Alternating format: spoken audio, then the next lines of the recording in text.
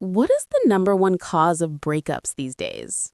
Unrealistic expectations from social media. People think relationships should feel perfect all the time. OMG, this is it, really. No one thinks you have to put effort into relationships because it should all just be sunshine and rainbows. I think an underrated one is the prevalence of texting. If people only communicated in person or over voice calls, it would solve a huge number of modern relationship issues. Texts are too easy to misinterpret and assume the worst out of. The main reason relationships break up nowadays is usually emotional disconnection. People stop communicating, growing together, or resolving small conflicts, and those tiny cracks eventually become unfixable. App culture seems to have a lot of people convinced they can just go back to the well and find someone better. Selfishness. Social media and the internet are always up in arms about what you should get out of a relationship. Gender wars, icks, as he, she should, calling partners with boundaries narcissists, lavish yet fake wedding ceremonies or proposals. The list goes on, but no one ever talks about how relationships rely on compassion, grace, and ultimately a state of wanting to give to your partner. Because talking about sacrifices in a relationship isn't sexy or hip, I guess. Unrealistic expectations.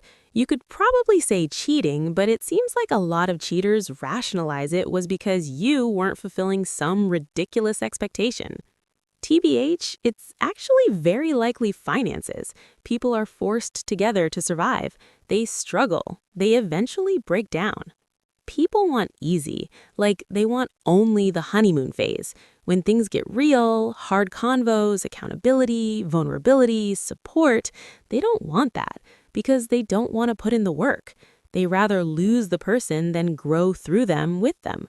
Moreover, one of the most important's, patience. Patience is lost these days. Like lots of people have said, inability to have tough conversations or deal with complex emotions, running away because it's always the more peaceful option. Extremely poor options for partners, few quality partners available and local, and shitty partners who hide and then unleash hell once they think they've caught the other partner. Too much abuse and continuation of generational trauma going untreated, and instead is repeated. Too much exploitation, emotional, physical, financial, etc.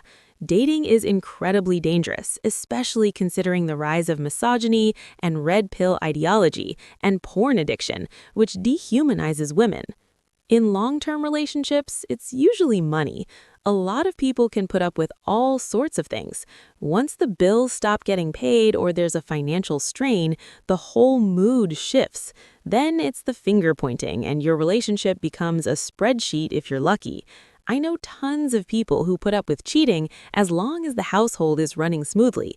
But once that affair hits the pocketbook and little Billy can't get his new basketball shoes because you got a hotel room, it's done.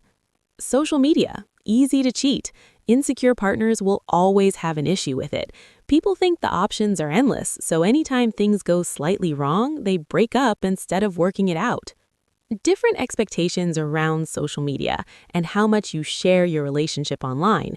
Some people want every moment documented, while others prefer keeping things private.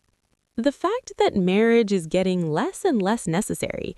Used to be that women practically had to get married to have any shot at having a comfortable life.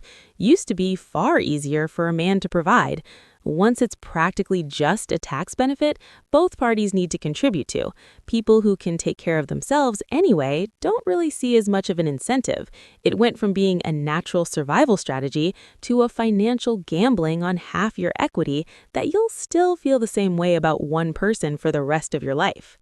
Money and miscommunication. I'll never marry again.